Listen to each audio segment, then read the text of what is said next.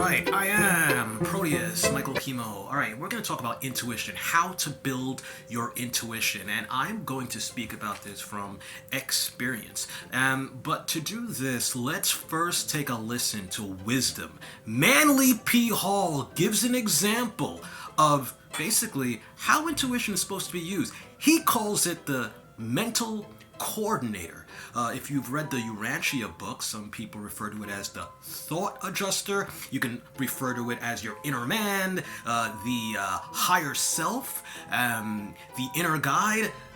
Take a listen. Now, I think years ago I told you an interesting story, but it might be worth repeating in this context. That a bank teller was given a check to cash by an unknown person. The bank teller was suspicious. He did not know why he was suspicious, but he held back the check and asked an official of the bank to verify its authenticity. The check was a forgery. The teller was never able to say just how he knew it was a forgery. But he said when he looked at the man at the window, desiring to cash the check, he instantly knew that that man was dishonest. Now that would be called clairvoyance almost. Certainly an extrasensory decision, but was simply a plain state of the coordinator taking over. Inside of the individual, the background of his experiences, the people he had known, the lives he had lived, all of the incidents of life combined to make that decision possible. He was aware because in the coordinator, a series of facts were assembled.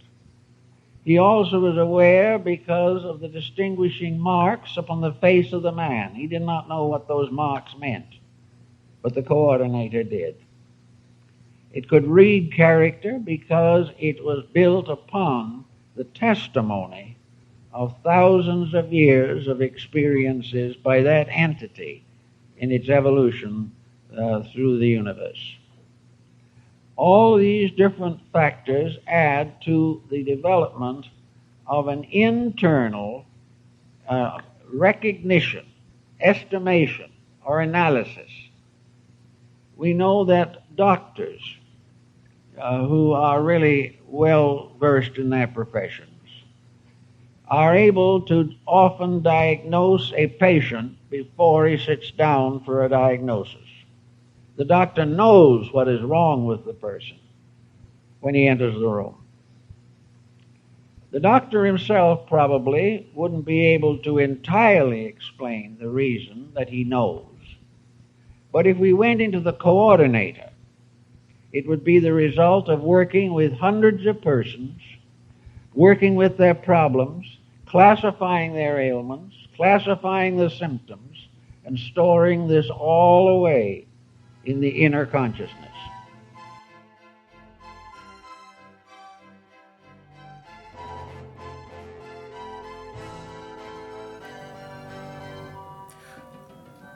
So there you have it.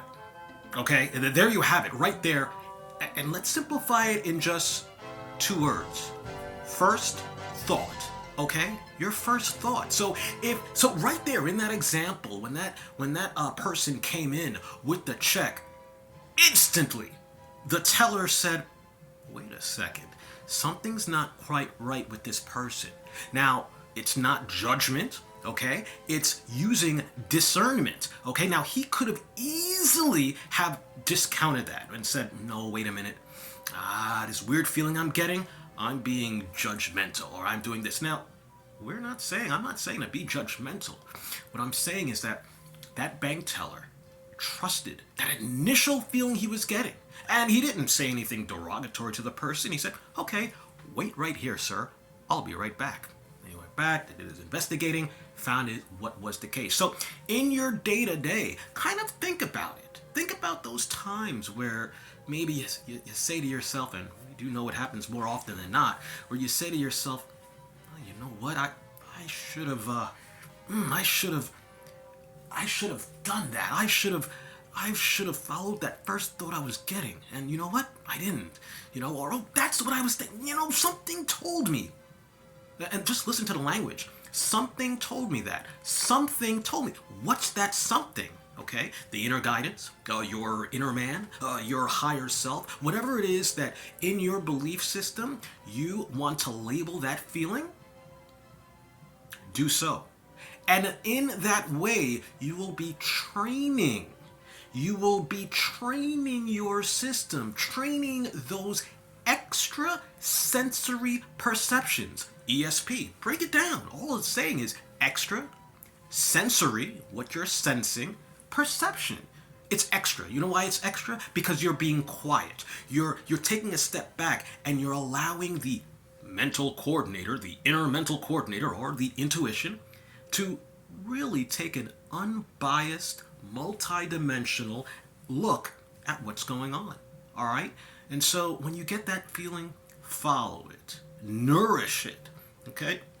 Because your intuition, it's like a baby, all right? You have to nourish it. You have to show that you trust it. Show that show that it's welcome in your sphere. Show that intuition is welcome in your energetic being. Say, I trust you, because then you know what happens? Then your intuition says, or your higher self says, or your guides say, you know what? Here's a little more.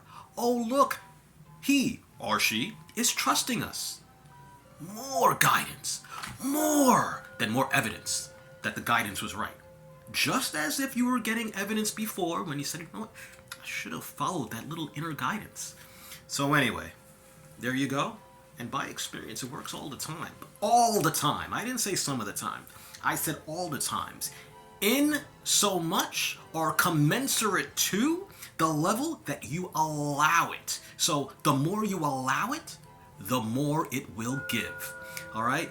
I think that's good enough for now. Yeah. Less is best. And to you, good day.